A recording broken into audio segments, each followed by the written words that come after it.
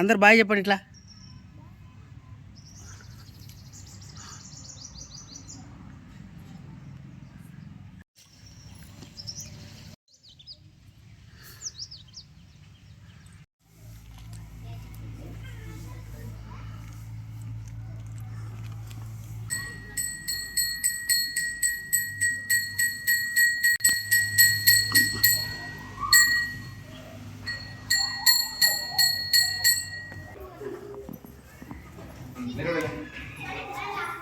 మెల్లగా వెళ్ళాలి.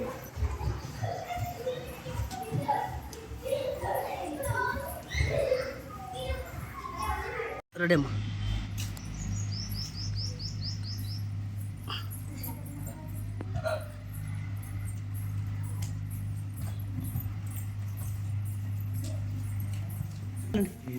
వెళ్ళిపోండి. రన్నింగ్ లేదమ్మా.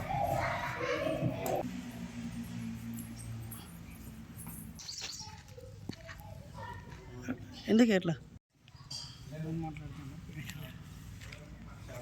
వెళ్ళండి వెళ్ళండి అందరు వెళ్ళండి వెళ్ళిపోండి. రన్నింగ్ లేదమ్మా.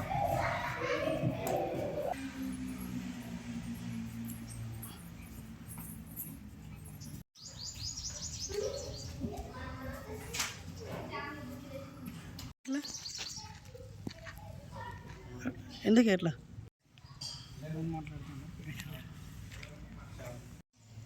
సరే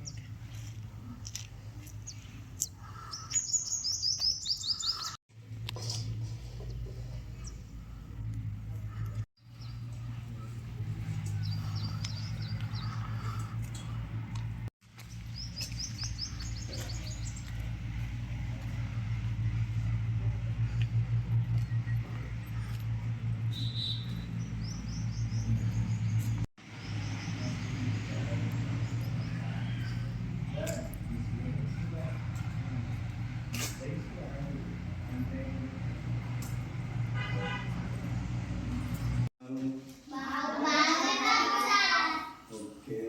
మనం ఈరోజు తెలుగులో సరళ పదాల గురించి చెప్పుకుందాం. సరళ పదాలు మనం ఈరోజు నేర్చుకుందాం. సరళ పదాలు అంటే ఇప్పుడు మనకు అప్పాలు ఉన్నాయి కదా, వర్ణమాల ఉంది కదా, వర్ణమాలలో అక్షరాలను కలిపినప్పుడు అవి మనకు పదాలుగా ఏర్పడతాయి కదా. ఈ మూడు అక్షరాలను కలిపితే ఏమవుతుంది?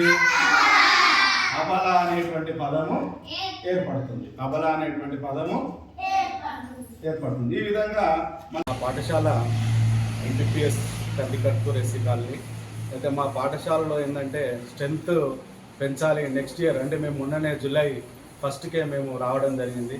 రావడంతోనే మాకు ఈ 6 నెలల్లో మేము ఈ స్కూల్ను ఎట్లన్నా చేసి డెవలప్ చేయాలి, ఏ విధంగానైనా ఇక్కడ స్ట్రెంత్ అనేది పెంచాలి, ఒక స్కూల్ను దీన్ని అభ్యుదయ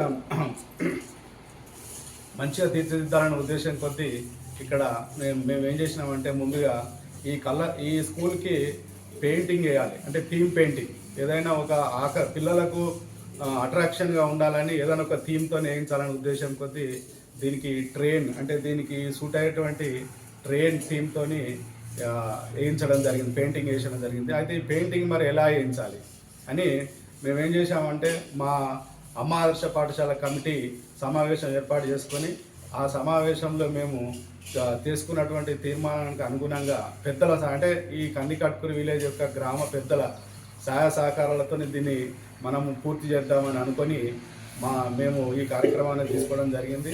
అందులో ఈ ఊళ్ళో ఉన్నటువంటి గ్రామ పెద్దలు మన యాస తిరుపతి గారు అయినటువంటి అమర్, మాజీ సర్పంచ్ అమర్ గారు అయినటువంటి వేణరావు గారు అయినటువంటి వెంకటేశ్వరరావు గారు, ఇట్లా రకరకాల అందరి సహాయ సహకారాలు తీసుకొని మరియు పేరెంట్స్ యొక్క సహాయ సహకారాలతో మేము ఈ రైలు థీమ్తోని రైలు బడి అనేటువంటి పేరుతోని మేము ముందుకు రావడం జరిగింది.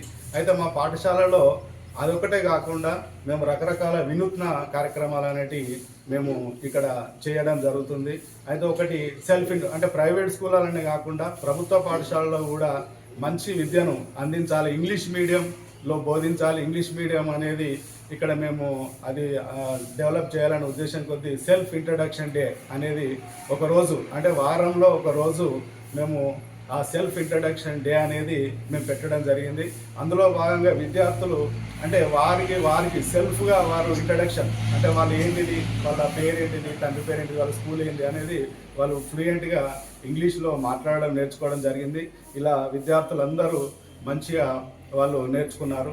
తర్వాత అదే కాకుండా మేము ఈ మధ్య కాలంలో మా పాఠశాలలో పద్యాల పోటీ నిర్వహించడం జరిగింది. స్కూల్ కాంప్లెక్స్ లెవెల్లో కూడా పద్యాల పోటీ నిర్వహించడం జరిగింది. అంటే నిన్న ఉన్నటువంటి అంతర్జాతీయ మాతృభాష దినోత్సవం సందర్భంగా మా పాఠశాలలో మేము పద్యాల పోటీ నిర్వహించాము. అందులో మా పాఠశాల విద్యార్థులు ఒక్కొక్క విద్యార్థి 55 నుంచి 60 పద్యాలు వాళ్ళు పాడడం జరుగుతుంది. అలా మేము తెలుగులో కూడా అద్భుతమైనటువంటి వాళ్ళను విద్యార్థులుగా తీర్చిదిద్దడం జరిగింది.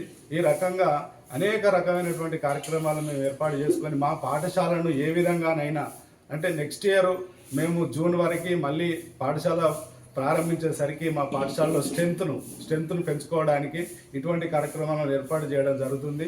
దీనికి విద్యార్థులు అందరూ చాలా సంతోషపడుతున్నారు.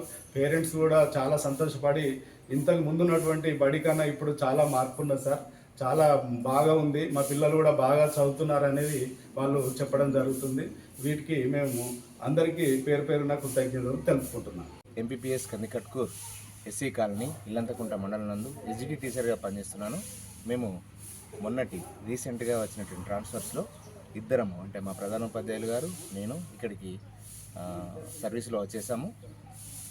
మేము రాగానే ఏంటంటే పిల్లలని ఈ బడికి వాళ్ళంతటా వాళ్ళే స్వచ్ఛందంగా రావాలంటే ఏం చేయాలని ఆలోచించి సార్ గారి చొరవతో, తర్వాత మా యొక్క కమిటీ, అంటే అమ్మ ఆదర్శ పాఠశాల కమిటీ యొక్క చైర్మన్ గారి, సభ్యులు గారి చొరవతో, గ్రామస్తుల సహకారంతో ఇక్కడ రైల్ బడి పెయింటింగ్, అంటే రైల్ బడి థీమ్తో పెయింటింగ్ వేయించడం జరిగింది. ఇప్పుడు పిల్లలు చాలా ఆనందంగా ఉంటున్నారు. ఎందుకు ఆనందంగా ఉంటున్నారంటే వాళ్ళ పాఠశాల గురించి వాళ్ళు గర్వపడుతున్నారు. మీరే చూడొచ్చు, అన్ని రకరకాల బొమ్మలు, ఆడుకునే ఆనందంగా ఉండే పిల్లలు.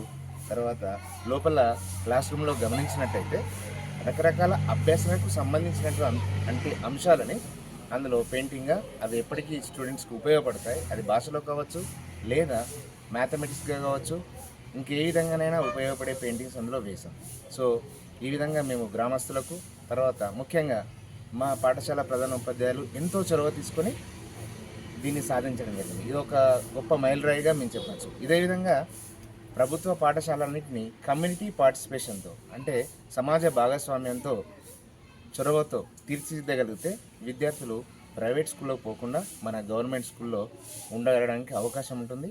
గవర్నమెంట్ యొక్క విద్యా వ్యవస్థ బలంగా ఉండడానికి అవకాశం ఉంటుంది.